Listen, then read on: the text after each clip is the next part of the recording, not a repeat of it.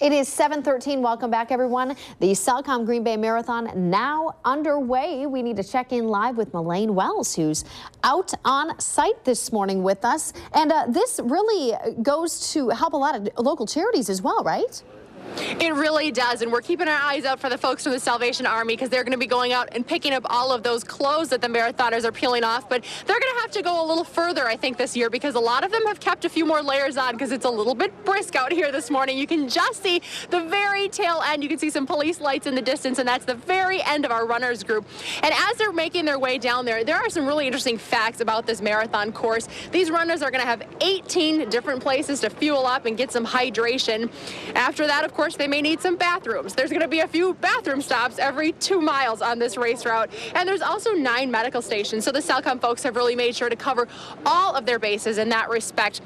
But Wendy, as you mentioned, a huge component of this marathon and half marathon is the charity benefit. And I have one of those partners here. This is Amy Murphy from the CP Center. And I want to talk a little bit about why this is so important for you guys.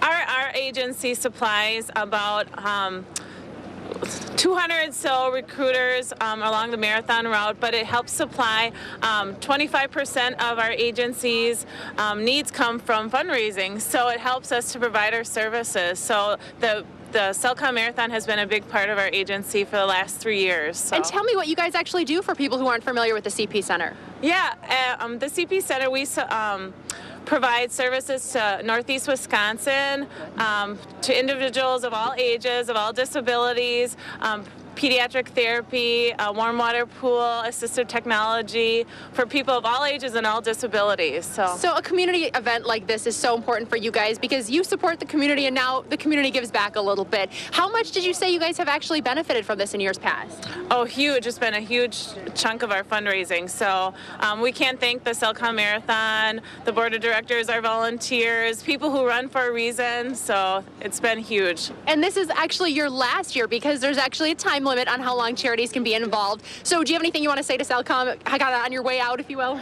Thank you so much for having us be a part of this amazing international event.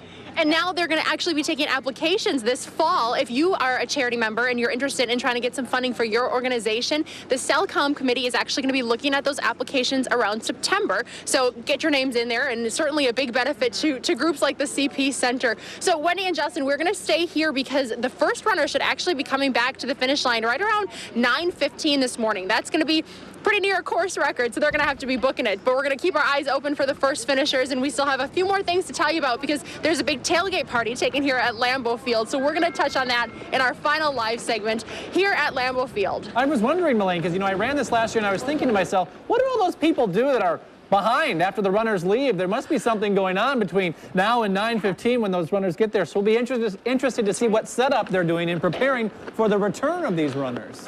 And a big teardown because Lombardi Avenue, as we all know, is a busy street here in Green Bay, and there are crews that are working to get this finish line down so they can get traffic back moving. So if you're interested in looking at if your traffic is going to be impacted, you're driving maybe to church this morning, I do have a link to the map of this course posted on our website. So go and check that out because you might experience just a few delays. Yes, that's true. At WFRV.com. Thanks, Such a huge undertaking. I cannot even imagine the thousands of volunteers it takes. Last year, my wife was trying to find a spot to drive to meet me at the 7-mile mark. She literally at one point got boxed in because the runners we had taken over a whole, because you're zigzagging all around. You're not going in like a straight circle or square. She was like, I couldn't get out. There were runners on all sides of the road around me.